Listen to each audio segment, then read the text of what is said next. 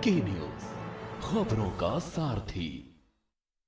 इस कार्यक्रम के प्रायोजक करता है रामा हॉस्पिटल, किफायती एवं बेहतर स्वास्थ्य सेवाएं। सर्वकॉम रखे सब कंट्रोल।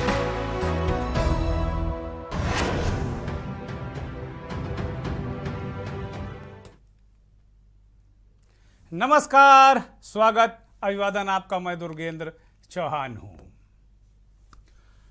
आपके सामने एक सार्थक शो लेकर हम हाजिर हुए। इस शो का उद्देश्य चीख पुकार से टीआरपी बटोरना नहीं, बल्कि मूल मुद्दों पर चर्चा कर निष्कर्ष तक पहुंचने की कोशिश है। अब मंथन पर आते हैं, बात करते हैं लखनऊ की।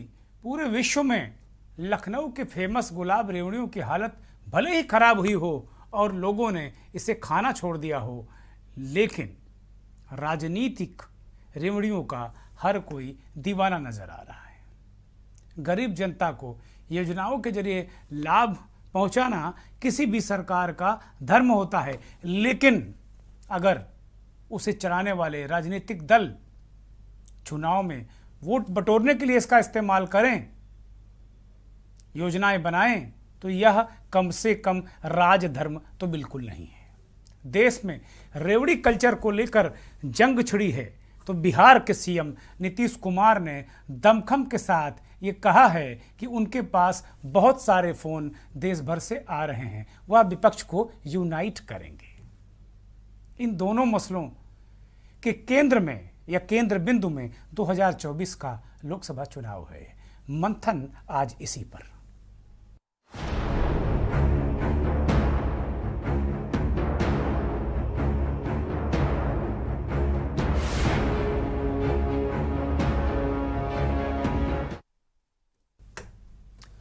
देश की राजनीति राजधर्म और अधर्म पर सिमट रही है, सिकुड़ रही है। चीजें जुबानी जमाखर से आगे निकल चुकी हैं, कोर्ट कचहरी तक पहुंच गई हैं और एक बड़ी जंग छिड़ चुकी है कि सरकारी योजनाएं या फिर रेवड़ी कल्चर।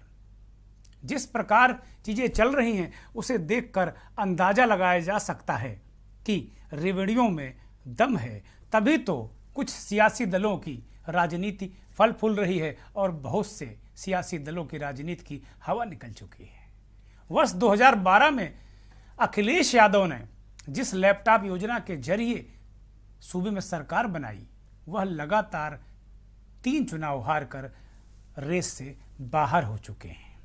जयललिता अब इस दुनिया में नहीं है। मरहूम जयललिता की अम्मा योजना हो या फिर दक्षिण के राज्यों में फ्री बंटने वाला चावल, महिलाओं को शादी के समय सीएम मंगल सूत्र योजना की मार्फत 3.5 तोले का मंगल सूत्र दिया जाना हो, या फिर गरीबों को फ्री में आटा, दाल, चावल, राशन, नमक, या इसके साथ युवाओं को आकर्षित करने के लिए फ्री डाटा देने का वादा हो। हम मंथन करेंगे और आप फैसला कीजिए कि यही योजनाएं लोगों की मदद हैं या फिर रेवड़ी कल्चर।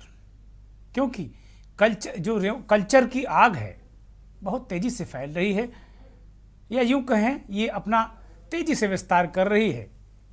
अरविंद केजरीवाल ने देखते ही देखते जन सरोकारी योजनाओं के दम पे 2 सूबों में सरकार बना ली और चला रहे हैं। तीसरे और चौथे के लिए लगातार अरविंद केजरीवाल की आम आदमी पार्टी प्रयासरत है। केजरीवाल के जो ये प्रयास हैं, इनको लेकर भारतीय जनता पार्टी में खलबली है। दूसरे दल इस बात पर दिमाग लगा रहे हैं कि ऐसा क्या करें जिससे उनकी रेवड़ी के स्वाद से ईवीएम की जो ईवीएम है उसमें वोटों की बहार आए। इस जगह ये बताना बहुत महत्वपूर्ण है कि जिसे भारत में रेवड़ी कल्चर कह के बार बार ये बताने की कोशिश की जा रही है, ये कोई इमदाद है, कोई मुफ्तखोरी है, कोई रेवड़ी कल्चर है। हमने लखनऊ की गुलाब रेवड़ियों के दुर्दशा से लेके राजनीतिक रेवड़ी की बात की, लेकिन वास्तव में ये रेवड़ी नहीं है, ये इमदाद नहीं है, क्योंकि भारत भी एक वेलफेयर स्टेट है। और दुनिया की अगर हम बात करें तो इस जगह उन लोगों को ये जानना बहुत जरूरी है कि विश्व में बहुत सारे ऐसे देश हैं, फिनलैंड है, ग्रीस है, ग्रीनलैंड है, स्विट्जरलैंड है, नॉर्वे है, कनाडा है, कई ऐसे देश हैं जहां पर जो पूरी तरीके से उनको विकसित माना जाता है, वहां पर एक तरीके से सारी चीजें फ्री हैं। इन देशों को स्कैंडियन कहते हैं। एक समूह है इन देशों का, स्कैंडिवियन कहते हैं इनको।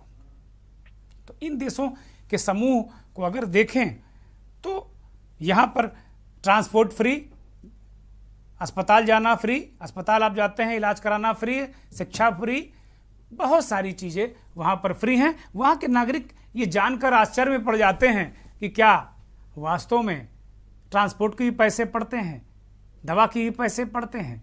वो वेलफेयर स्टेट है।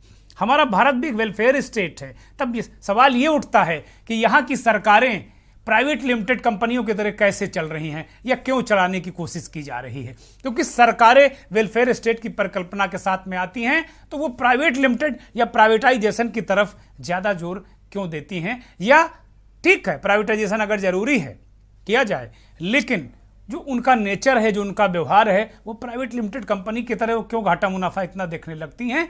ये बड़े सवाल हैं।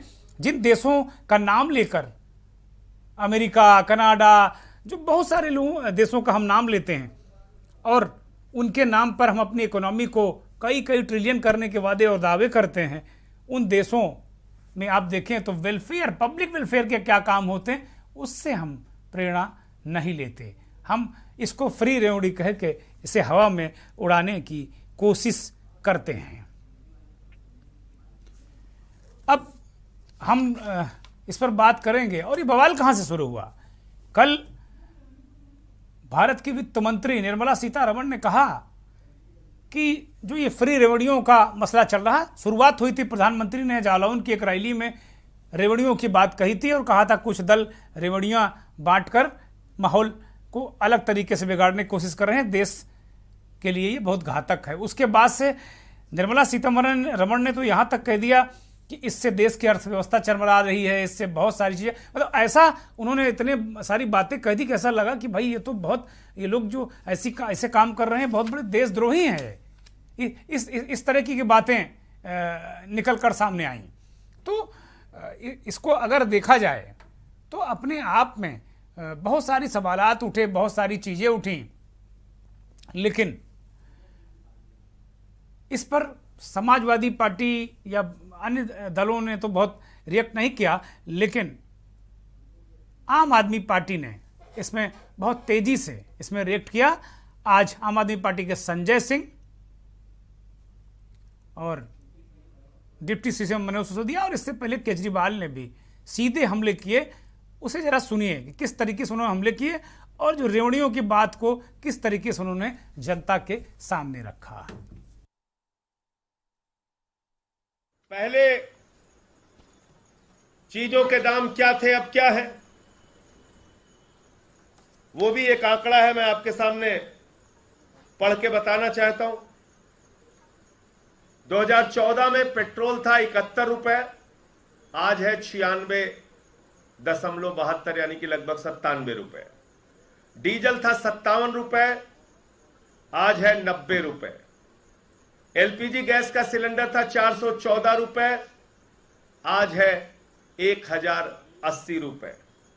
आटे का दाम था 21 रुपए, आज है 29 रुपए।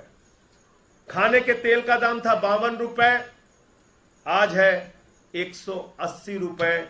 और आपको मालूम होगा कि यह आंकड़ा बीच में सरसों के तेल का, खाने वाले तेल का 250 रुपए लीटर तक भी गया था। और तो और 800 दवाएं, कैंसर की दवा, किडनी की दवा, टीबी की दवा, हार्ट की दवा, 800 जीवन रक्षक दवाओं पर 11% जीएसटी बढ़ा दी गई।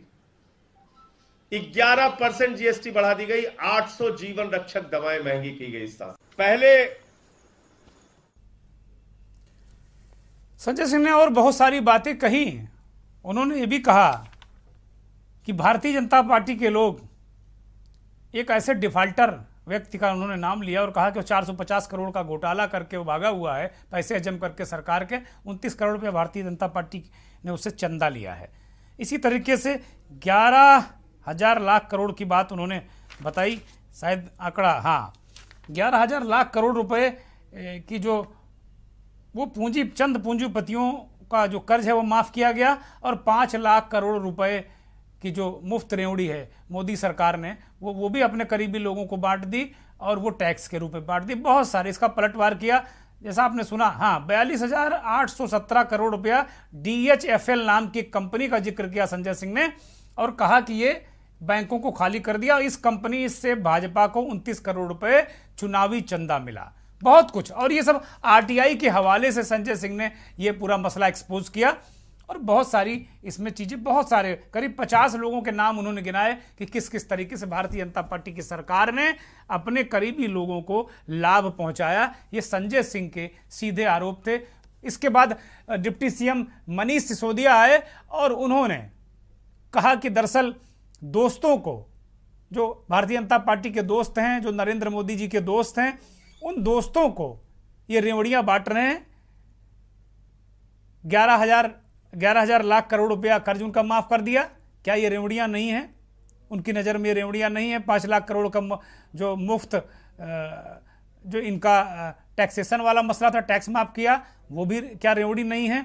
इसी तरीके से कॉरपोरेट टैक्स कम किया, 30% से 22% कर दिया। अगर इसे नहीं कम करते तो कोई ऐसा नहीं कि महंगाई में, इस सब की भरपूर जो अपने लोगों को मोबिलाइज किया, उसकी भरपाई के लिए, एक तरीके से इन सब चीज़ों की भरपाई के लिए उन्होंने, सरकार ने कम से कम इतने ज़्यादा टैक्स लगा दिए, जनता त्राही त्राही कर रही।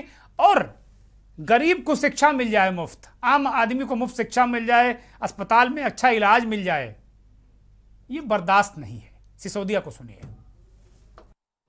कल ये भी कहा कि भाई बहुत बर्बाद हो गए हैं, देश बर्बादी की कगार पर हैं, अगर रेवड़ियां दी जाएंगी तो, रेवड़ी कहते हैं ये जन कल्याण योजनाओं को, फ्री की रेवड़ी कह के मजाक उड़ाते हैं उनका। आज हम दुनिया में जितने भी डेवलप्ड कंट्रीज को देख लें, दुनिया में डेवलप्ड कंट्रीज को देख लें, मैं अपनी तरफ से कोई लिस्ट नहीं बना रहा हूं, गूगल कर लें। मैडम निर्मला सीतारमण जी को भी मैं कहूंगा, उनके पास भी टीम है, गूगल करा लें। डेवलप्ड कंट्रीज में जिनकी इकोनॉमी को देख के हम कहते हैं कि हम उनकी इकोनॉमी के बराबर जाना चाहते हैं, उनकी इकोनॉमी में, उनकी इकोनॉमी के मजबूत होने का कारण यह है कि वो देश अपने सिटीजन्स में इन्वेस्ट कर रहे हैं। वो देश अपने देश के हर बच्चे को, वहां की राजनीति, वहां की सरकारें अपने देश के हर बच्चे को फ्री एजुकेशन दिलाने में यकीन करती हैं, और खाली बात नहीं करती। वहां के 98, 99, कई देशों में तो 100% बच्चों को शानदार फ्री एजुकेशन दी जाती है 12वीं क्लास तक। इससे देश डेवलप होता है। आप कह रहे हो देश बर्बाद हो जाएगा अगर फ्री में बांट दी शिक्षा, तो आपने फ्री में शिक्षा दे दी तो देश बर्बाद हो जाएगा। आप कनाडा जैसे 39 कंट्रीज हैं, मैंने गूगल किया था, पर मैं चाहूंगा कि देश की वित्त मंत्री भी अपनी रिसर्च कर लें।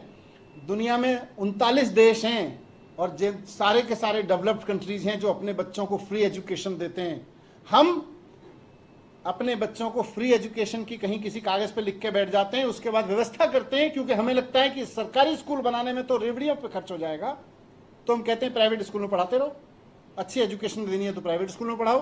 पूरे देश में इन्होंने सरकारी स्कूलों को बर्बाद करके रखा हुआ है। सोच वही है कि अगर सरकारी स्कूल ठीक कराएंगे, हमें फ्री की रेवड़ी थोड़ी बांटनी है। सिसोदिया कह रहे हैं कि भाई सोच वही है कि अपने लोगों के 5 स्टार स्कूल बनवाओ, ये भी उन्होंने आगे कहा इस बाइट में, और रेवड़ियां मत बांटो। अगर गरीब को शिक्षा, स्वास्थ्य, चिकित्सा, मुफ्त बिजली, पानी अगर रेवड़ियां है, तो फिर वो जो देश हैं वो क्या मूर्ख है? 39 देश हैं दुनिया के जिनको हम डेवलप्ड कंट्री कहते हैं, विकसित देश कहते हैं। अब दूसरा राजनीतिक घटनाक्रम बिहार में हुआ, अब बिहार से लेकर दिल्ली तक हुआ। बिहार के मुख्यमंत्री नीतीश कुमार ने आज खुलकर पत्रकारों से बातचीत में कहा कि वो पूरे देश के विपक्ष को एकजुट करेंगे, यह काम वो करना चाहते हैं। ये बात दीगर है कि नीतीश ने खुद को अभी पीएम का उम्मीदवार ना बताने की गुजारिश पत्रकारों से की, लेकिन अंदाज ऐसा था कि मन मन भावें और मूड़ी हिलावें। समग्र रूप से अगर देखें तो भाजपा के सामने वेलफेयर स्कीम और रीढ़ वाले विपक्ष का उदय, ये दो बड़ी चुनौतियां 2024 के लिए हैं।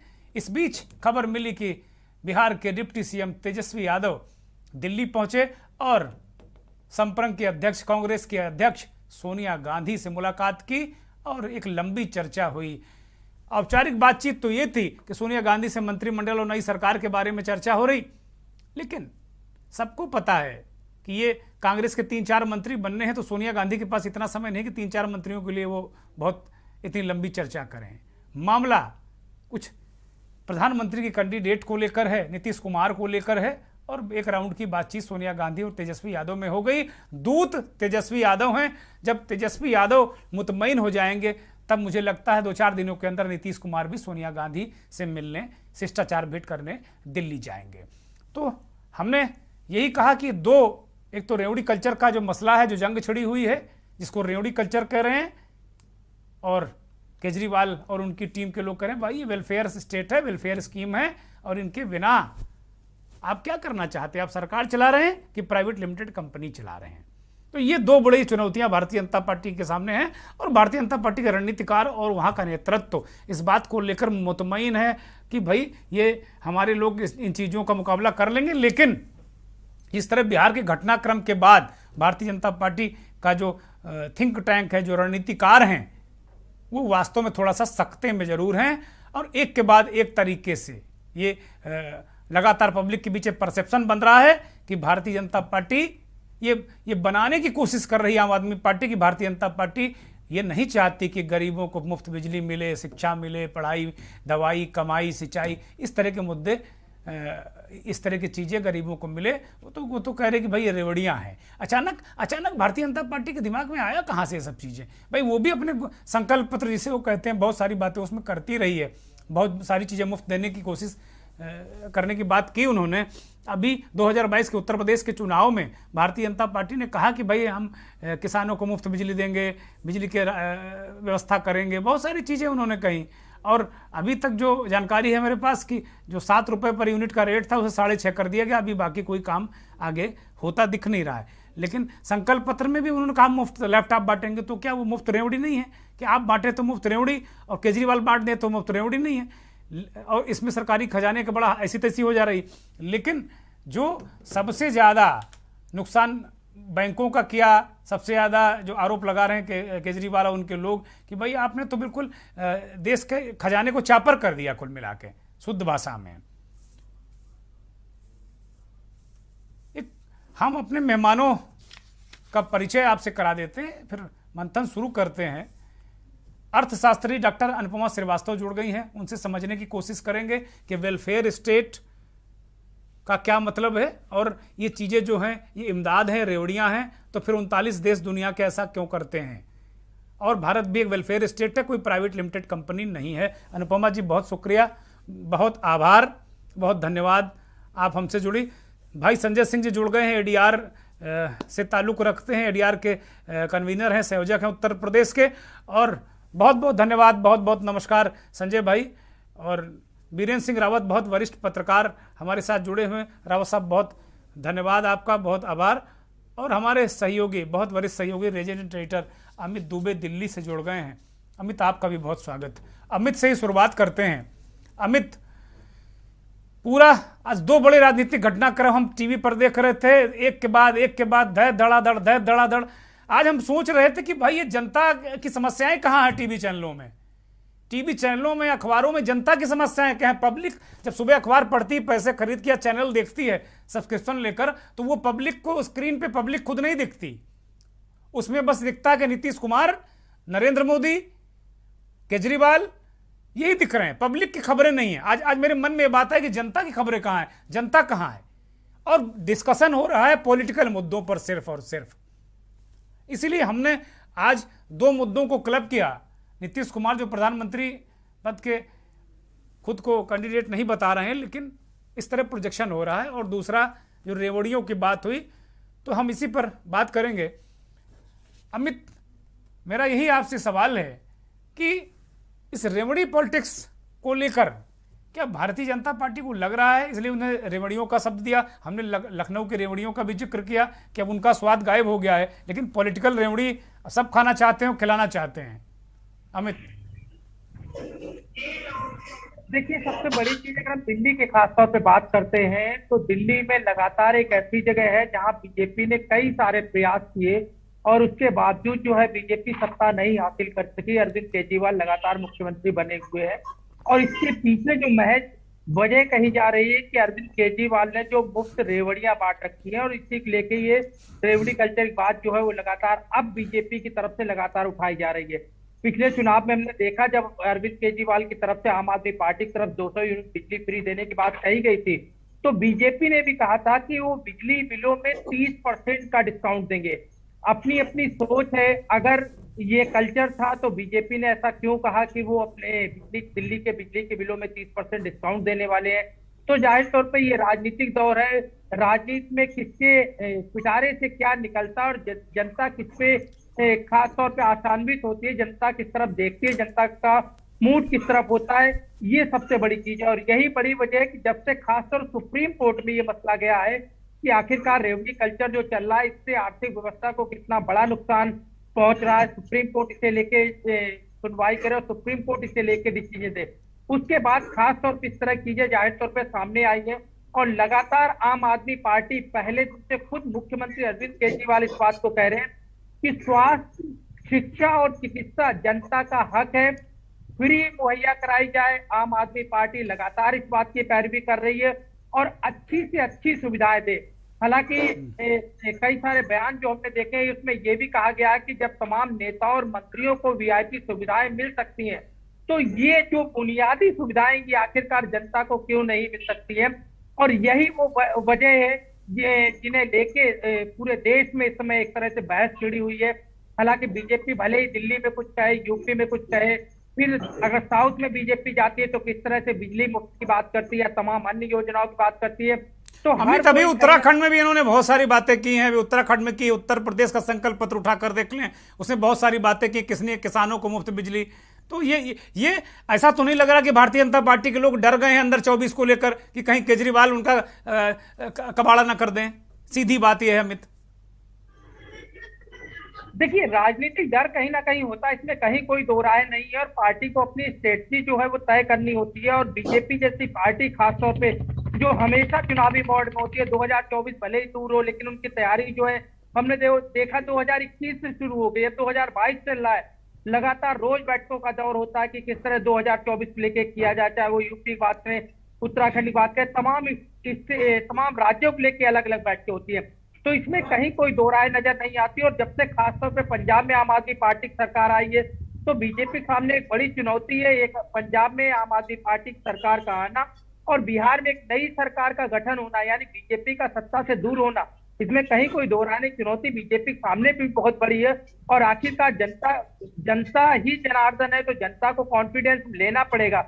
लेकिन यहाँ पे जो कल्चर है वो मेरा कल्चर और तेरा कल्चर का सिगुफा चल रहा है। हमने देखा 2017 में किस तरह से बीजेपी की सरकार ने 40,000 करोड़ का किसानों का फसली ऋण माफ किया। और ये कोई नई बात नहीं है कि भारत में ऐसा, और अमेरिका जैसे देश जो है वो करोड़ों डॉलर जो है वो किसानों का माफ करते हैं। जिस बात को मनीष सिसोदिया कह रहे थे कि गूगल किया जा सकता है, तो इस तरह की तमाम चीजें जो है वो अन्य देशों में है। लेकिन क्योंकि भारत सबसे बड़ा लोकतंत्र है, यहाँ लोकतंत्र की लड़ाई है और आखिरकार लोकतंत्र की लड़ाई में जनता पे अपना प्रभाव कौन छोड़ पाता है, इस बात को लेके लगातार रस्साकसी चल रही है। ठीक अमित, ठीक। अभी नीतीश कुमार पर आएंगे पहले राउंड में, अभी केवल रेवड़ियों पर बात कर लेते हैं। अनुपमा जी के पास चलते हैं। डॉक्टर अनुपमा जी, अभी इस बात को चर्चा हो रही है कि भाई भारत एक वेलफेयर स्टेट है, यहाँ ललित मोदी, विजय माल्या, ये सब वहाँ लंदन और अमेरिका से हमें चढ़ा रहे हैं करोड़ों रुपया। एक आंकड़ा दिया संजय सिंह ने और कहा कि 11 लाख करोड़ रुपए ये सब खा के निकल के भाग गए यहाँ से। 5 लाख करोड़ रुपए का आपने टैक्स की छुट्टी दे दी। और जो आम आदमी को अस्पताल में अगर दवा मुफ्त मिल जा रही है और वो मिल जा रहा है, तमाम जो सुविधाएं मिल जा रही हैं, तो आप कह रहे हैं वो रेवड़ियाँ हैं, उससे तो बिल्कुल देश बर्बाद हो जाएगा। तो बर्बाद आप कर रहे हैं कि रेवड़ियाँ बर्बाद कर रही हैं? और दुनिया के क्या देश, वो 39 देश मूर्ख हैं जो अपने नागरिकों के सुविधाएं दे रहे हैं, जरा अर्थशास्त्र के एंगल से और जो सोशो इकोनॉमिक स्थितियां हैं भारत की उससे जरा इसका विश्लेषण करिएगा डॉक्टर अनुपमा जी। सबसे पहले मैं मंथन और के न्यूज का धन्यवाद करना चाहूंगी कि उन्होंने ये बहुत ही ज्वलंत टॉपिक पे आज हम सबको बुलाया और बात करने की कोशिश की है। जहां तक वेलफेयर स्टेट का जो कंसेप्ट की बात हम लोग कर रहे हैं, तो भारतीय संविधान से ये टर्म आता है DPSP से, directive principle of state policy, और वहां पे हम इस पूरे प्रोसेस की बात करते हैं कि directive principle of state policy है क्या, और उसमें पॉलिटिकल डेमोक्रेसी जो राजनीतिक आपकी स्वच्छंदता है, उसके साथ में हम सामाजिक और आर्थिक समानताओं पर भी बल देते हैं कि कोई भी राज्य जो है वो कल्याणकारी राज्य तभी बन सकता है जबकि वो सामाजिक और राजनीतिक और आर्थिक तीनों तरह की समानता को प्रस्तुत कर सके। लेकिन और इसीलिए जहां तक ये जो वेलफेयर स्कीम और जो रेवड़ी की बात आपने करी, इसके बीच में एक बहुत ही पतली सी रेखा है, और उस रेखा को पहचानना और जानना ये लोगों की समझ और उनकी नीतियों पर कैसे उसको दूसरी पार्टीज उसका उपयोग करती हैं, इन सारी चीजों पर निर्भर करता है। लेकिन जहां तक एक कह सकते हैं कि कानूनी भाषा की जरूरत है या कानूनी डिस्कोर्स की जरूरत है, तो ऐसा कोई भी रेमेडी अभी अवेलेबल नहीं है, और शायद इसीलिए ये सारा जो मुद्दा उठा है, इसमें हम अभी भी ये क्लैरिटी से नहीं कह पा रहे कि ये वाकई में वेलफेयर स्कीम है या कि ये एक फ्री भी हम इसको देने की कोशिश कर रहे हैं, या रेवड़ी जिसको आपने शब्द इस्तेमाल किया, ये रेवड़ियां बांट रहे हैं। एक ब्रेक का इशारा हो रहा है डॉक्टर साहब, मैं माफी के साथ आपको रोक रहा हूँ, एक ब्रेक का इशारा हो रहा है और हमारे सहयोगी कह रहे हैं भाई ब्रेक लेना बहुत जरूरी है, 2 बार हमारे कान में वो कह चुके हैं, तो एक ब्रेक ले लेते हैं, ब्रेक के बाद चर्चा जारी रहेगी। आप देख रहे हैं के न्यूज, खबरों का सारथी। जब भारत माँ का हर बच्चा अच्छी शिक्षा पाएगा, तभी अमर तिरंगा आसमान में शान से लहराएगा। 14 अगस्त की शाम 5 बजे हर भारतवासी अपने हाथ में तिरंगा लिए राष्ट्रगान गाए। हम सब मिलकर संकल्प लेंगे कि अब हम रुकेंगे नहीं, अब भारत रुकेगा नहीं, अब भारत दुनिया का सबसे शक्तिशाली और सर्वश्रेष्ठ राष्ट्र बनकर रहेगा। भारत माता की।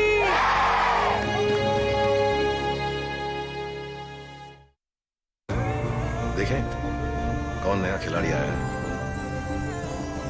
समझा देते हैं, प्यार से समझाएंगे।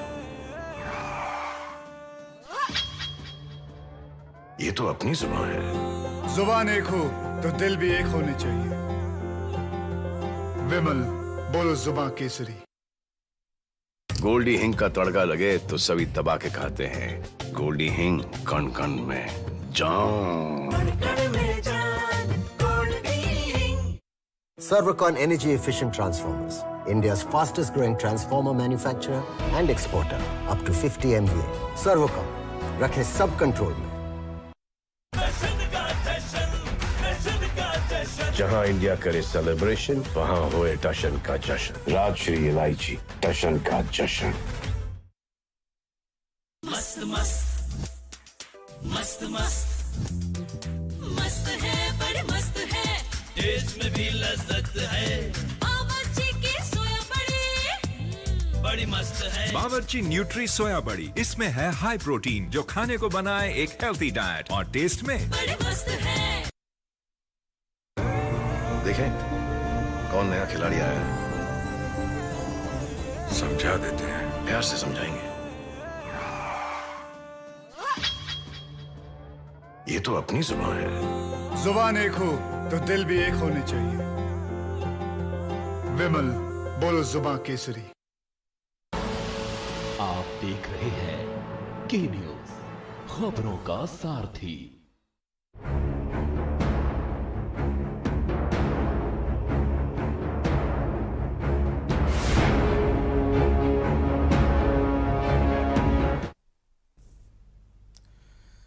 के बाद एक बार फिर आपका स्वागत है। अब हम सीधे संजय सिंह जी के पास चलते हैं। संजय जी, ब्रेक पर जाने से पहले डॉक्टर अनुपमा ने कहा कि बहुत पतली सी लकीर है, वेलफेयर की जो स्कीम है, वेलफेयर स्टेट की बात है और रेवड़ियों में ऐसा क्या हो गया? हम देख रहे थे अभी भारतीय जनता पार्टी लगातार उसके संकल्प पत्र देखिए तो वो भी लोगों को, आम आदमी को सहूलियत देने की बात कर रही थी, लेकिन केजरीवाल के जो वेलफेयर स्कीम्स हैं उन पर लगातार भारतीय जनता पार्टी का ऐतराज रहता है। जब उन्होंने डोर टू डोर राशन की बात की उस पर भी ऐतराज कर दिया, लगातार ऐतराज। क्या बीजेपी को लगता है कि केजरीवाल असली खतरा है या जमीनी हकीकत क्या है? संजय भाई, क्या दिक्कत हो रही है?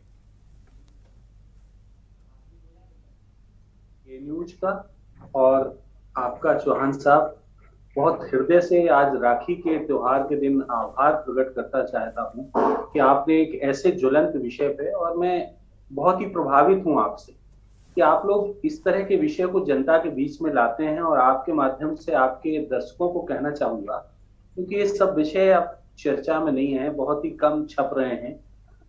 विषय ये है कि इस देश में एक मैं चुनाव सुधार का विद्यार्थी होने के नाते और राजनीतिक विश्लेषक होने के नाते कहना चाहूंगा कि अब विषय ये नहीं है कि कौन सा दल ज्यादा रेवड़ी बांट रहा है, कौन सा कम बांट रहा है। अगर हम भारतीय संविधान की परिविष्ट में जाके देखें और उसकी परिधि में जाके देखें तो एक वेलफेयर स्टेट, एक लोक कल्याणकारी राज्य की परिकल्पना की गई थी। और लोक कल्याणकारी राज्य में निश्चित तौर से कुछ महत्वपूर्ण बातें रखी गई थी कि राज्य का दायित्व होगा कि वह अपने राज्य के निवासियों को, अपने देश के निवासियों को वह मूलभूत सुविधाएं उपलब्ध कराएगा जो उनकी जरूरत के लिए है। जैसे कि अगर आप इस देश में देखें तो पढ़ाई, दवाई, ये सब अलग अलग समय में, मैं यहाँ पे बहुत, क्योंकि समय कम है, मैं सीधे तौर पे आंकड़े के आधार पे कहना चाहूंगा कि इस देश के अंदर जिस तरह से एक वेलफेयर स्टेट की परिकल्पना है, वेलफेयर स्टेट की परिकल्पना के साथ ही जो दूसरा विषय जुड़ा है वो है गवर्नेंस का। हाल के दिनों में सरकारों ने गवर्नेंस के सवाल को पीछे छोड़ के और वो एक दानवीर की तरह शक्ल में आने शुरू हुए हैं, जिससे जो है भ्रष्टाचार लगातार बढ़ रहा है, आम व्यक्ति को सुविधाएं मिल नहीं रही हैं।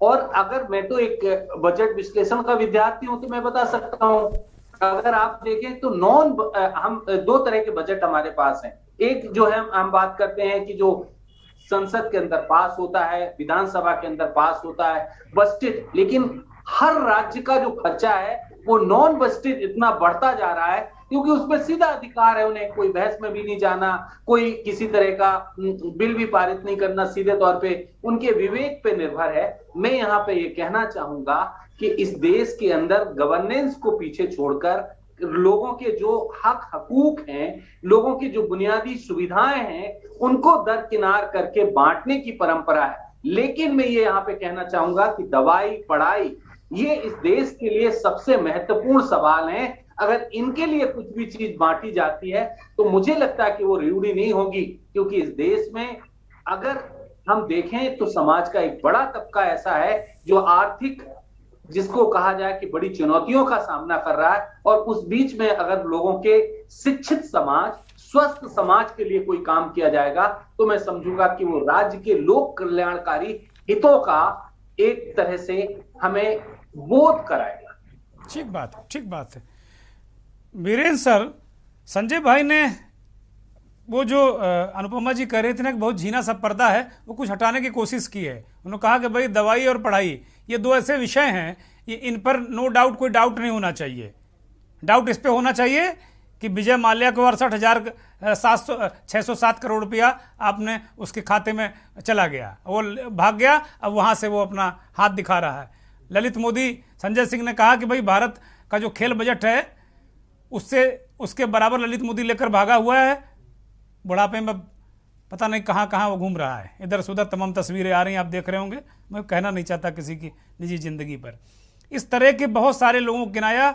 यही नहीं, 800 जीवन रक्षक दवाओं पर जीएसटी आपने बढ़ा दी और आप वेलफेयर की बात करते हैं। ये एक आलोचनात्मक आम आदमी पार्टी का भारतीय जनता पार्टी पर हमला हो सकता है, लेकिन ये तो बात सच है वीरेंद्र भाई साहब कि आप इतने जो उद्योगपति हैं, बड़े बड़े डिफाल्टर हैं, वो देश को लूट कर विदेश में बैठे हुए हैं, और हम गरीब को अगर दवाई मिल जा रही है, एक अच्छा स्कूल खुला जा रहा है, एक अच्छा अस्पताल खुला जा रहा है, लखनऊ में भी जो सरकारी अस्पताल हैं वो ज़्यादा बेहतर सर्व कर रहे हैं, और प्राइवेट अस्पताल तो जो मेरा अनुभव है कि ज़मीन बिकवा लें, मकान बिकवा लें, ये हालत है। तो ये बहस या ये इस देश की राजनीति को किस ओर ले जाने की जो ये दिख रहा है कि ये क्या प्रयास है वीरेंद्र सर?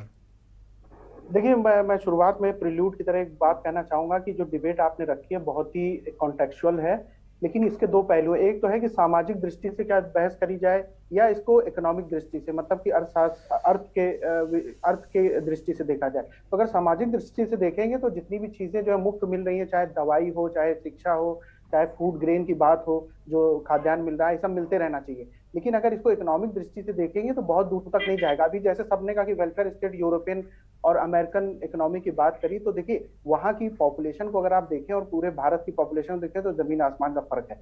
ये जो मुफ्त की चीजें, ये बात सही है कि सामाजिक दृष्टि से देखें तो जो गरीब तबका है उसको तो मिलना चाहिए हमेशा के लिए, और मुझे लगता है कि जो खासतौर से एजुकेशन है ये तो मुफ्त। वीरेंद्र सर, गरीब हम और आप हो गए हैं, अब वो छोड़ दीजिए, वो जमाने गए। गरीब हम आप जो तनख्वाह भोगी लोग हैं वो गरीब हो गए हैं, हालत खराब है। एकदम सही बात, मैं इसी पे तो आ रहा हूँ, मैं धीरे धीरे उसी पे आ रहा हूँ कि जो इन्फ्लेशन है इस समय, जो जितनी महंगाई हो गई है, और उसी महंगाई को अगर देखते हैं, ये क्या हमारा जो स्टेट है या जो हमारी गवर्नमेंट है, क्या जिस तरह का जो सारी राजनीतिक पार्टियां इसमें शामिल हैं, जिस तरीके का जो रेवड़ी कहें, चाहे फ्रीबीज कहें, चाहे गुडीज कहें, व्हाटएवर यू कॉल इट, तो क्या ये हमेशा के लिए क्या चल सकता है? क्या हम अपने देश को, क्या श्रीलंका, पाकिस्तान या ग्रीस, यूरोप में ग्रीस है, या समय यूके की भी हालत देखें तो सबकी इकोनॉमिक कंडीशन बहुत खराब है। वो ठीक है, वो चमचमाते शहर हम देखते हैं, लेकिन उनकी जो इकोनॉमिक कंडीशन अगर आप देखें, वहाँ इन्फ्लेशन से लेके उनकी बजटरी एलोकेशन और जो डेट है उनका, पब्लिक डेट है, जो सरकारी जो कर्जा है, बहुत उसकी स्थिति बहुत अच्छी नहीं है। तो मैं ये कहना चाहता हूँ कि सामाजिक दृष्टि से मिलना चाहिए, लेकिन जिस तरह से जो रेवड़ी कल्चर की जो बात कह रहे हैं, रेवड़ी इसका वर्ड कोई भी लिया जा सकता है, लेकिन जो मिडिल क्लास है सबसे ज्यादा, ये जो मुफ्त का जो एक चलन चला है, इसकी सबसे ज्यादा मार जो है मिडिल क्लास को पड़ रही है, जो आपने अभी कहा, ये सही बात है, क्योंकि मिडिल क्लास ना ऊपर है ना नीचे है, वो बीच में मार खा रहा है। वो टैक्स भी दे रहा है, लेकिन उसको फ्री में कोई रेवड़ी कहे चाहे व्हाटएवर, उसको कुछ नहीं मिल रहा है। तो ये क्या हमेशा क्या ये सस्टेनेबल मॉडल है क्या? इस पे बहुत ध्यान देने की जरूरत है, क्योंकि जिस तरह से कोरोना आया, 2 साल कोरोना के हो चुके हैं, उसके बाद जिस तरह से यूक्रेन और रशिया में जो लड़ाई चल रही है और अभी अंत होने का नाम नहीं ले रही, और अभी साउथ चाइना सी में जिस तरह से चाइना और ताइवान का चल रहा है, अगर कहीं वहां युद्ध की स्थिति बनती तो आप इसका अंदाजा नहीं लगा सकते कि जो ग्लोबल इकोनॉमी है वो किस तरह से प्रभावित होगी। ग्लोबल इकोनॉमी प्रभावित होगी तो सारे देश प्रभावित होंगे, भारत को इंक्लूडेड। तो कहने का तात्पर्य ये है कि जिस तरह से घटनाक्रम जो है ग्लोबल परिदृश्य में घटित होते हैं, वो किसी भी एक कंट्री के हाथ में नहीं है। अगर आप एक बजट में करके फ्री देने का या मुफ्त देने का, सब्सिडाइज करने की बात करते हैं, लेकिन वो आगे जाके बहुत दूर तक नहीं जाएगा। अगर सरकार का कर्जा इस लेवल पे बढ़ जाता है, और जैसे मैंने कहा श्रीलंका की जो हालत है, और भी बांग्लादेश की बहुत अच्छी इकोनॉमिक कंडीशन है, उसके बावजूद देखिए वो IMF के सामने जो उसने हाथ फैलाए हैं कर्जे के लिए। क्या हम अपने देश को क्या उस तरफ लेने जाना चाहते हैं? इस पे ध्यान देने की बहुत ज्यादा जरूरत है। और दूसरा एक चीज मैं और भी कहना चाहूंगा, जितने भी जो भी उद्योगपति भागे हैं, पैसा लेके नहीं भागे, उनका केस सुप्रीम कोर्ट में चल रहा है, उस पर मैं टीका टिप्पणी सीधे तौर पे नहीं करूंगा, लेकिन एक बात तो मानेंगे कि जो रोजगार सृजन की बात है तो प्राइवेट सेक्टर भी उस पर साथ निभाता है। और अगर 100 उद्योगपति हैं तो उसमें मुझे लगता है 5 या 10 होंगे जो इस तरीके की चीजें निकल के आती हैं कि गबन हो गया या इस तरह की चीजें हैं। उसमें भी बहुत सारे साठगांठ होती है बैंकों से लेके, ऐसा नहीं होता कि वो सिर्फ अकेले भाग जाता है। जब कोई चीज बिगड़ जाती है तो फिर उसमें सारी जो है गलतियां दिखने लगती है। जब तक वो सब सही चलता है तब तक सब सही है। तो मैं कहना चाहता हूँ कि ऐसा नहीं है, प्राइवेट सेक्टर को भी साथ में लेके चलना होगा। गवर्नमेंट का मेन रोल रहता है, एक वेलफेयर स्टेट है इंडिया, और ज्यादातर जितनी भी कंट्रीज है दुनिया की, सब अपने को वेलफेयर स्टेट ही कहती है। लेकिन मैंने फिर से ऐसे कहा कि सामाजिक दृष्टि से और अर्थ की दृष्टि से देख के इसमें समन्वय लाने की बहुत आवश्यकता है, क्योंकि जो विश्व के समय आर्थिक हालात हैं वो बहुत अच्छे नहीं है। इसको समझ लेना चाहिए हम सब। बहुत दूर तक नहीं जाएगा किसी भी कंट्री के लिए, भारत की नहीं, सब सारी कंट्रियों पे शामिल है। यूरोप की बहुत हालत खराब है, सारी कंट्रियों की हालत खराब है। जो रशिया यूक्रेन का क्राइसिस चल रहा है, वहां पे एनर्जी क्राइसिस है, वहां पे फूड क्राइसिस चल रहा है। और वहां पे तो जर्मनी जैसी कंट्री में, जैसे जर्मनी जो है यूरोप की सबसे बड़ी इकोनॉमी है, वहां पे जो है जनता को कहा गया आप लोग कार कम इस्तेमाल करें, आप जो है मेट्रो ट्रेन ले, शेयर्ड एकोमोडेशन ले, बसेस में चले। बताइए जर्मनी सर यही तो प्रॉब्लम है। आप ठीक कर रहे हैं बात, आप सारी बातें बिल्कुल ठीक कर रहे हैं।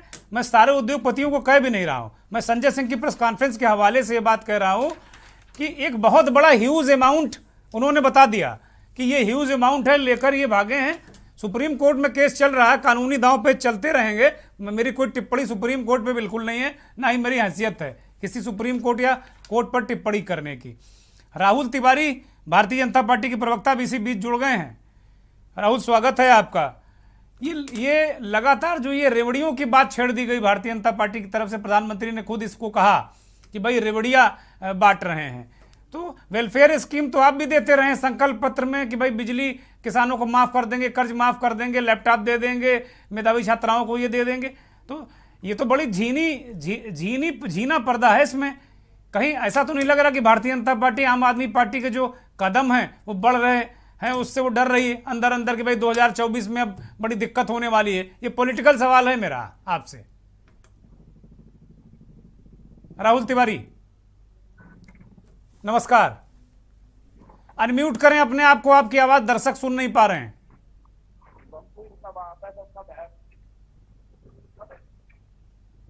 जी राहुल जी बोलिए। हेलो बोलिए। हाँ आवाज आ रही है? हाँ बोल रहे, दर्शक सुन रहे हैं आपको, बोलिए। जी देखिए, अगर राजनीति में कोई स्वार्थ होगा, राजनीति में स्वार्थ होगा तो किसी भी तरीके से लोग आकर के पेट्रोल को, डीजल को, सारी चीजों को मुफ्त में ही बेचना चालू कर देंगे। राजनीति स्वार्थ से हटकर होना चाहिए, ना कि स्वार्थ में होना चाहिए। अभी तक लोगों ने स्वार्थ के चक्कर में देश को पीछे ढकेलने का काम किया है। आदरणीय प्रधानमंत्री मोदी जी के नेतृत्व में देश आज सभी ऊंचाइयों को, बुलंदियों को, विश्व के अंदर भारत का नाम ऊंचा हो रहा है। भारत की पहचान का बीज है, लोग पहचान रहे हैं कि हम इंडिया में हैं, भारत में हैं।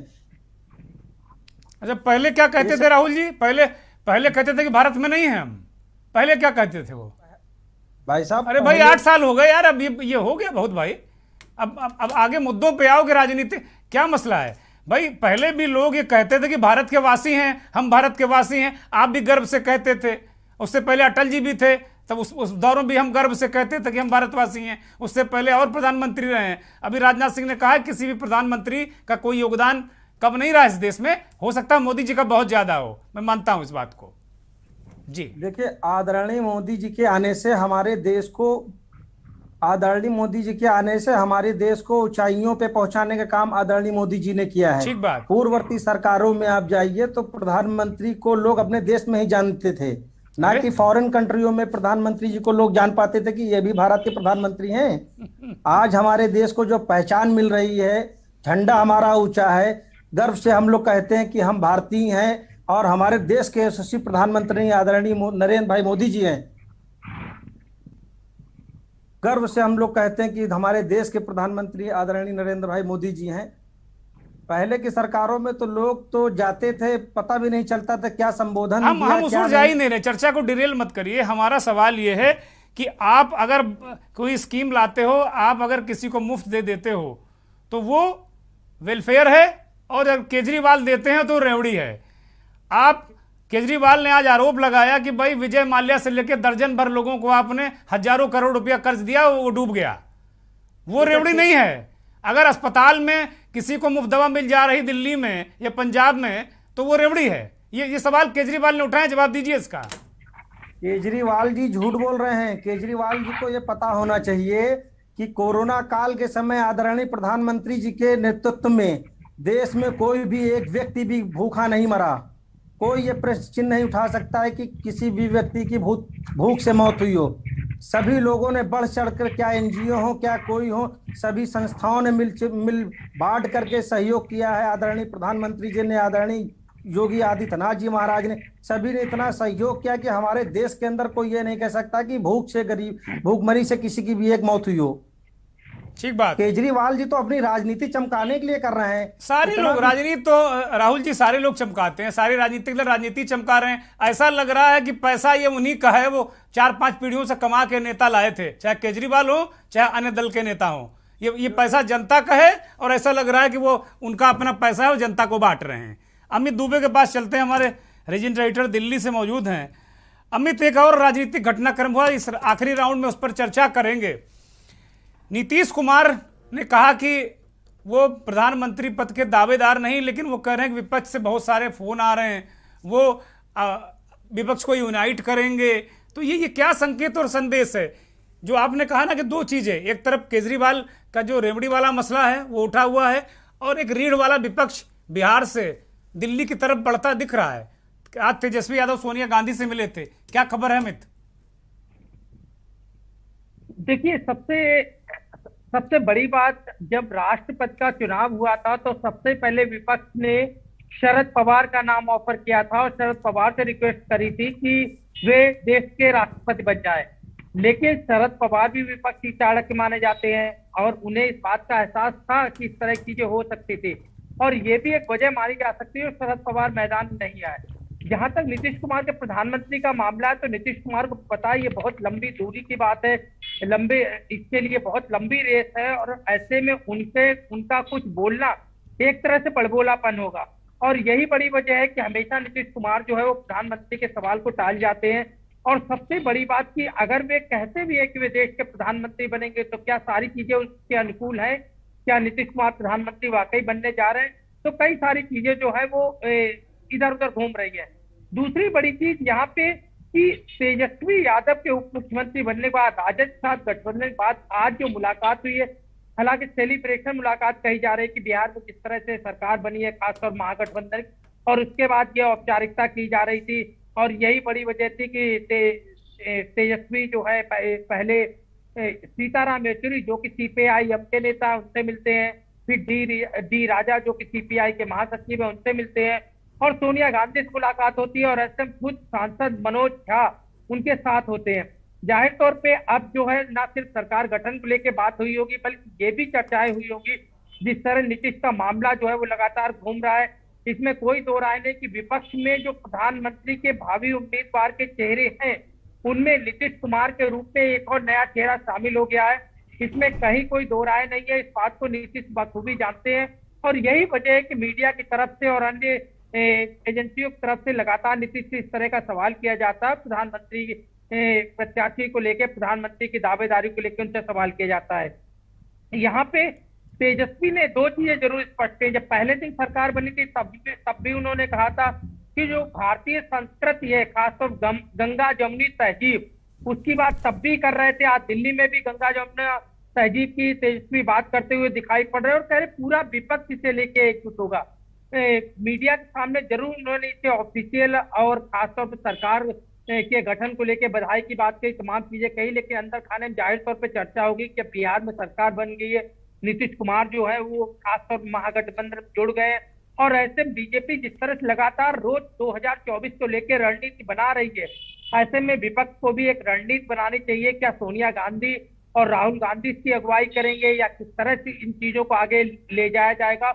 और यही एक बड़ी वजह थी कि इसे लेकर चिंतन मंथन हुआ होगा, क्योंकि अगर बहुत ज्यादा सीक्रेट चीजें यहाँ पे हुई होती तो मनोज झा, ये मेरा मानना है कि मनोज झा जो कि आरजेडी सांसद तेजस्वी साथ इस मीटिंग में भाग नहीं लेते, ऐसे में तेजस्वी अकेले होते और जब ये सार्वजनिक इस तरह से बैठक होती है तो जो चर्चाएं होती है वो भी सार्वजनिक रूप से होती है, जिससे कि विपक्ष को कैसे एकजुट किया जा सके, कैसे विपक्ष की रणनीति को आगे स्पष्ट किया जा सके। जी ठीक बात है, बहुत शुक्रिया अमित तमाम जानकारी देने के लिए, बड़ी महत्वपूर्ण जानकारी देने के लिए कि ये हो सकता है कि भाई विपक्ष को आगे कैसे बढ़ाना है और कैसे आगे विपक्षी राजनीति चलनी है, क्योंकि विपक्ष नरेंद्र मोदी के रहते विपक्ष अभी तक रीढ़ विहीन नजर आ रहा था। बिल्कुल यूँ कहिए कि विपक्ष की कमर तोड़ दी थी नरेंद्र मोदी ने, लेकिन नीतीश कुमार ने एक बार बिहार में पासा पलटकर विपक्ष को रीढ़ के बल खड़े होने का एक बार मौका जरूर दे दिया है। अभी अमित जो बता रहे थे कि तेजस्वी यादव ने कहा कि भाई गंगा जमुनी तहजीब कायम रहे, विपक्ष इसका प्रयास करेगा न केवल बिहार में बल्कि पूरे देश में। अभी मैं इसी से जुड़ा एक आर्थिक सवाल करूंगा डॉक्टर अनुपमा से।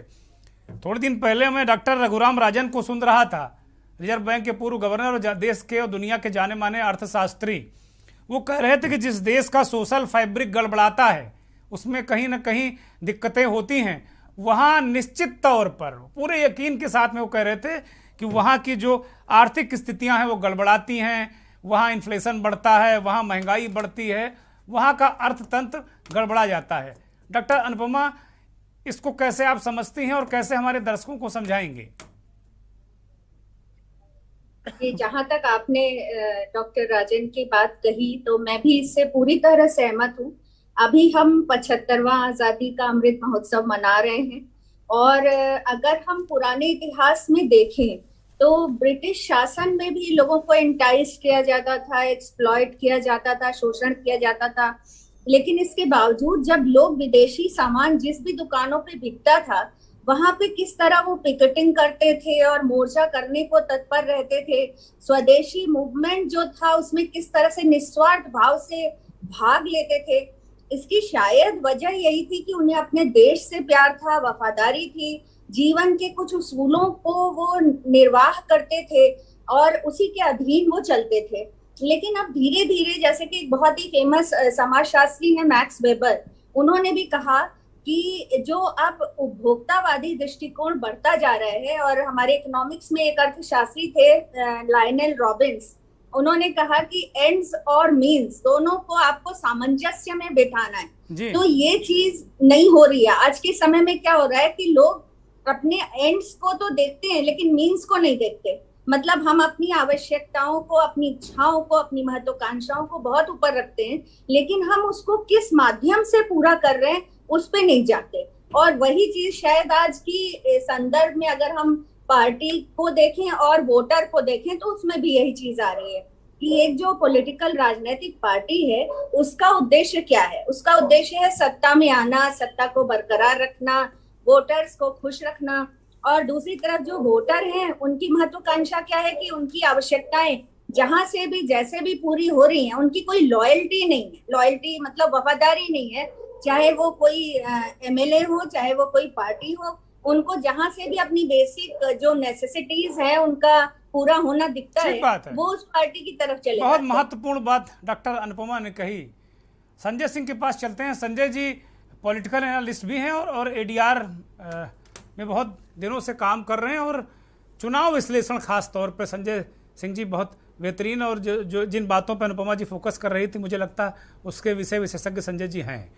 संजय जी, डॉक्टर अनुपमा ने कहा कि वो लॉयल्टी नहीं है, विचारों के साथ में हो चाहे पार्टी के साथ में हो उसके, तो ये इसी वजह से जो तमाम चीज़ें हैं वो उथल पुथल होती हैं, चीज़ें गड़बड़ाती हैं। लेकिन मेरा मूल प्रश्न जो था डॉक्टर रघुराम राजन के उस बयान का उद्धरण था कि क्या सोशल फैब्रिक जब गड़बड़ाता है किसी देश का, अभी विपक्ष ने कहा है कि हम सोशल फैब्रिक को मेंटेन रखेंगे या उसको सुधारेंगे, और विपक्ष बार बार ये कह रहा कि Bharatiya Janata party social fabric जो ताना बाना है उसको तोड़ रही है, तो क्या इनका कुछ असर पड़ता है अर्थव्यवस्था पे और राजनीतिक व्यवस्था पे, सोशो इकोनॉमिक स्थितियां पे कोई ये चीजें असर डालती हैं? संजय जी।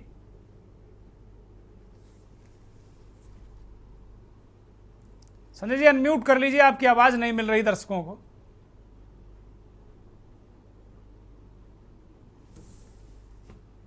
सॉरी, अभी आवाज आई? जी आई, दर्शक सुन रहे हैं आपको, कहिए। जी, मैं माफी चाहूंगा कि अभी मैं अनुपमा जी को बहुत धन्यवाद देना चाहूंगा कि उन्होंने बहुत अच्छी जगह पे इस बहस को लाए और आपने चौहान साहब उसको एक बहुत ही अच्छे पिच पे लेके, बेसिकली जो सवाल है इस देश के अंदर वो सवाल वहीं पे शुरू होता है कि जब तक राजनीतिक जो इलेक्टोरल रिफॉर्म का सवाल है, ये ऋणियां बांटने से लेके इन सब विषयों का जो मूल वजह है वो यहाँ पर जो है वो सबका सब है कि जो चुनावी व्यवस्था है उस चुनावी व्यवस्था में हमारे सबका मन ये है कि हम चुनाव जीत के कैसे आए, और चुनाव जीतने के लिए हम क्या करते हैं। आप इस देश में देखिए चुनाव सुधार का बिल पेंडिंग है।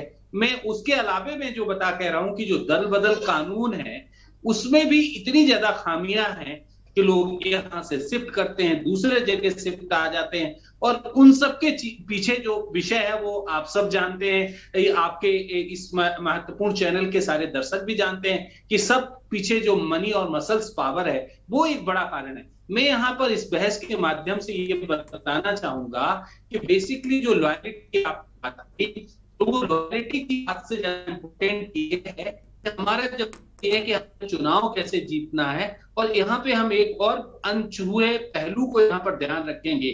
जो भी राजनीतिक दल सत्ता में होता है उसकी आप फंडिंग देखिए।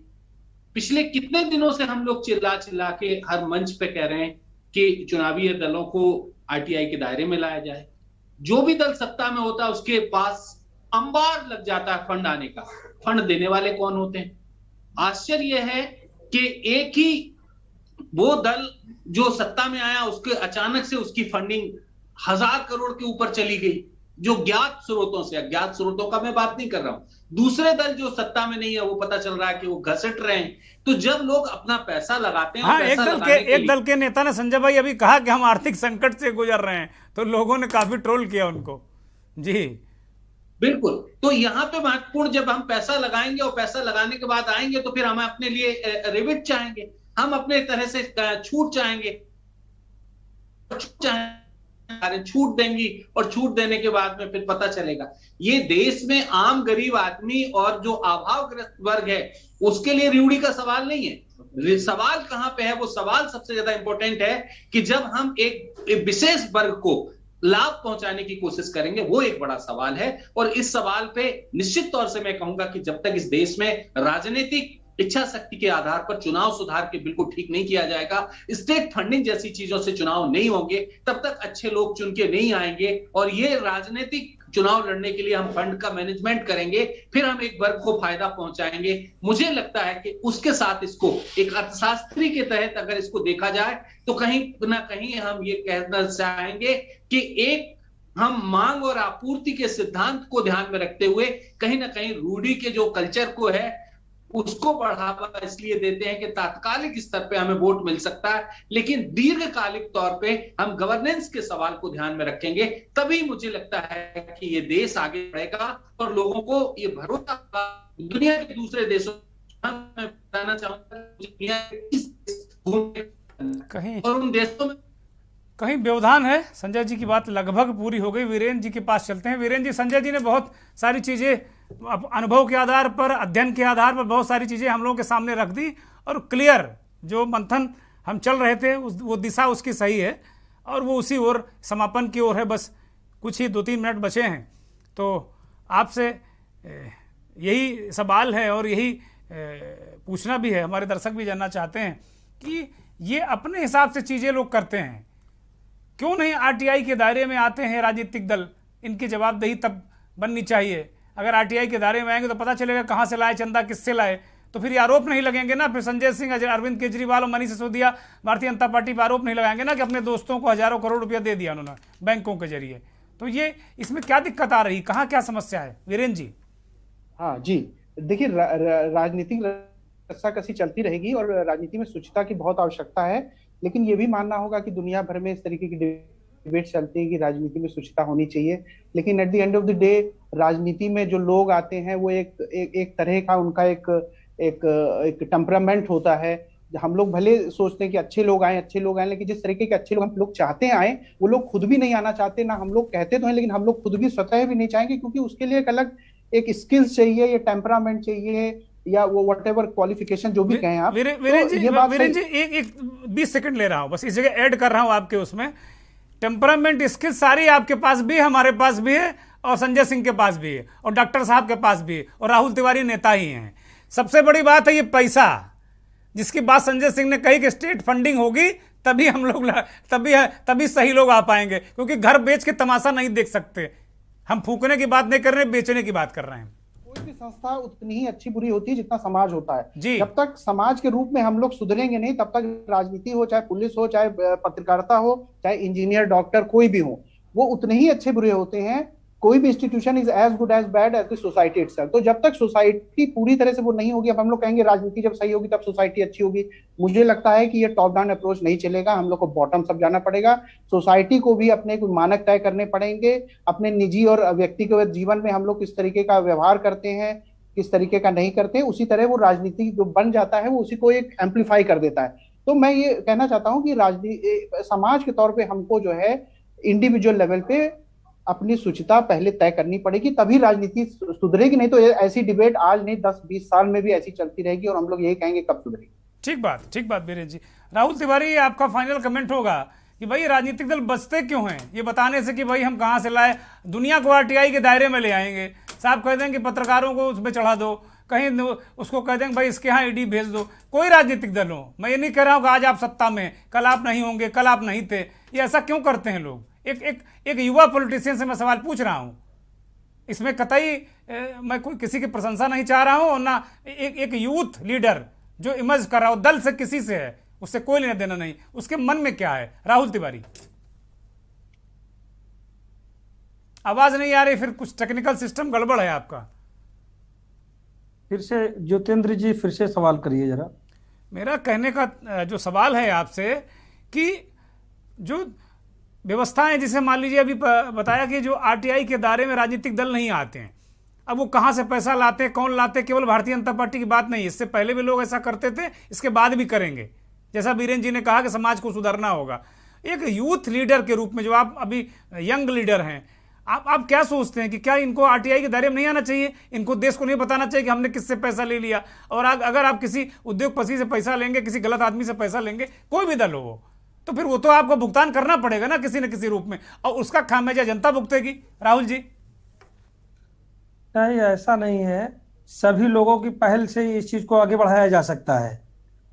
सभी लोग, सभी राजनीतिक दल पे पहल करें तब उस चीज को आगे बढ़ाया जा सकता है। अभी भारतीय जनता पार्टी इस चीज की पहल करे तो सभी राजनीतिक विपक्षी जितने हमारे दल के नेता हैं, यही सब आवाज उठाने लगेंगे, हाय हल्ला मचाने लगेंगे कि अपने लाभ के लिए सारी चीजों को देखने के लिए ये आरटीआई के दायरे में ला रहे हैं। माननीय मोदी जी तो निरंतर लगे हुए हैं कि गरीबों के साथ अन्याय ना हो, गरीबों के बैंक बैलेंस पे डाका ना डाल पाए लोग, सारी सरकारी योजनाओं को गरीबों तक पहुंचाया जाए। प्रदेश सरकार भी गरीबों तक योजनाएं पहुंचा रही है, डायरेक्ट लाभ गरीबों को मिल रहा है। ठीक बात है, बिल्कुल लाभ मिल रहा है निश्चित तौर पर। डॉक्टर अनुपमा, फाइनल कमेंट इस डिबेट का। राहुल तिवारी ने कहा कि भाई हम तो लाना चाहते, भारतीय जनता पार्टी ला सकती है, लेकिन विपक्ष हंगामा करने लगेगा। मेरा सवाल उल्टा ये है कि अगर भारतीय जनता पार्टी तमाम बिल पास करा लेती हो हल्ला हल्ला हल्ला करके सदन में, तो ये बिल क्यों नहीं पास करा लेती, बहुमत तो उसके पास है। लाए आरटीआई के दायरे में, देश की जनता के सामने बताए कि भाई ये कांग्रेस पार्टी ने इतना भ्रष्टाचार किया है, समाजवादी पार्टी इतनी भ्रष्ट है, और अपनी भी बात रखे।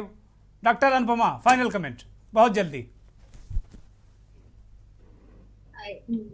सवाल बहुत ही ज्वलंत है, और जहां तक बात रही, अभी हमारे साथी जो प्रवक्ता थे उन्होंने भी कहा कि हमारे देश में इलेक्टोरल रिफॉर्म्स की बहुत जरूरत है, और जब तक वो नहीं होगा तब तक हम किसी भी पार्टी पे ना तो ये आरोप लगा सकते हैं, ना हम प्रत्याशा कर सकते हैं कि आप इसको आरटीआई के दायरे में लाइए या नहीं लाइए, क्योंकि ये सारा मुद्दा जो है ये इलेक्टोरल रिफॉर्म का है। हम कहते हैं, कानून में ये लिखा है कि आप किसी भी स्कीम का अनाउंसमेंट, जैसे ही डेट अनाउंस हो जाती है इलेक्शन की, उसके विद इन इतने दिन के अंदर, जो कि वहां स्पेसिफाइड है, आप स्कीम को उसके पहले लाना होगा, उसके बाद नहीं लाना होगा।